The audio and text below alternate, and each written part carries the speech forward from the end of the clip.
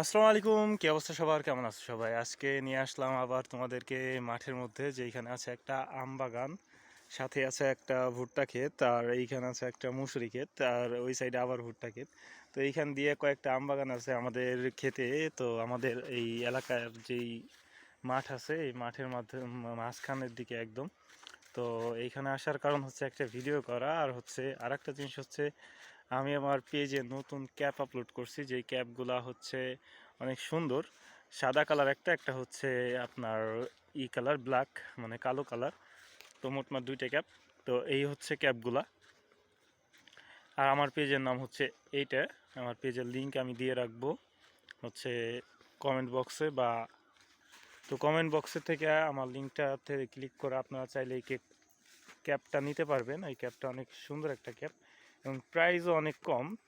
চেষ্টা করছি যাতে দামটা অনেক কম রাখা যায়। তো মোটামুটির উপরে দামটাও কম রাখছি, মানে 200 সামথিং, 200 টাকার একটু উপরে। তো মোটামুটি আপনাদের ডেলিভারি চার্জ দিয়ে 300 টাকার কাছাকাছি পড়বে হয়তো। তো এইখানে এত পরিমাণে আমের বইল, যেগুলো দেখলে হয়তো আপনারা বিশ্বাসই করতে পারবেন না যে একটা আম গাছে এত পরিমাণে বইল আসতে পারে। মানে পুরা আম গাছটা, পুরা একদম নিচ পর্যন্ত যতটুকু ডালের আগা ডোগা আছে সবটুকুতেই মনে করেন আপনার বইলা এসে গেছে, যে বইলগুলা থেকে প্রচুর পরিমাণে আম ধরবে ইনশাআল্লাহ। তো এটা হচ্ছে আমাদের এলাকার একজন মানুষের, তার তিনি পেশায় একজন ডক্টর। তো ওনার বাগান, ওনার আরও 3টে বাগান আছে এরকম। তো এই সিজনে অনেক পরিমাণে আম এই বাগানে ধরে, যে আমগুলা খুবই সুস্বাদু এবং মিষ্টি। কি ওনারা এগুলা সেল করে দেয় অনেক ভালো টাকায়, মানে এইগুলা বিক্রি করে। এবং কি এত পরিমাণে মিষ্টি আমগুলা, মানে 4 ধরনের আম আছে। সেই আমগুলার মধ্যে এই বাগানের যে আমটা, সেটা হচ্ছে সবচেয়ে বেশি মিষ্টি। হ্যাঁ, আর ওইগুলারটাও মিষ্টি, কিন্তু এইটার তুলনায় একটু কম।